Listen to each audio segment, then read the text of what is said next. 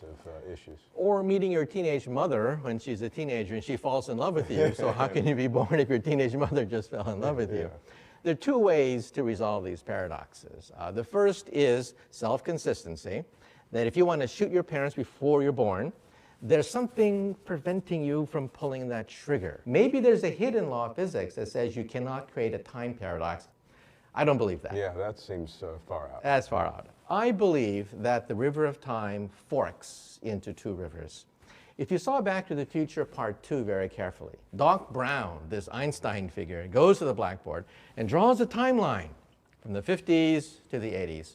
And then he draws a separate line that splits off from the main timeline. The river of time forks into two rivers. Is this getting to the so-called many-world interpretation of quantum mechanics? Like, would that be? That is the simplest way to resolve all these paradoxes. That never seemed very simple to me.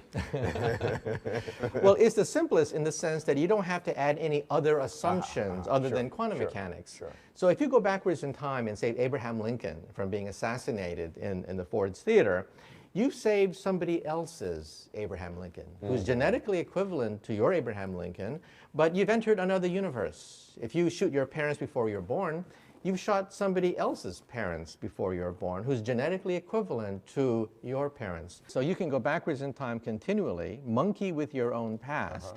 However, you're monkeying with, in some sense, a parallel past. Right. Now, Stephen Maybe Hawking... creating a parallel past, creating a whole new universe. That's right. And Stephen Hawking even said there's got to be a laws of physics preventing this thing from happening. Well, we've tried and tried and tried and failed.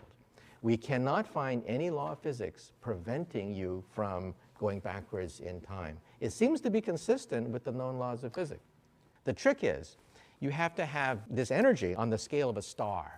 You'd have to be a very advanced civilization. So these tourists from the future are just not 100 years into the future. These tourists from the future would be perhaps millions of years in the future, the ability to control the output of a star.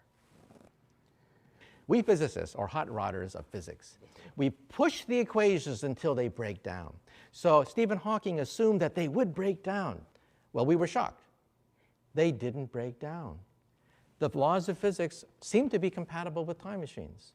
This is very unsettling because it means that perhaps, just perhaps, time travel is possible for advanced civilizations. Cannot be ruled out.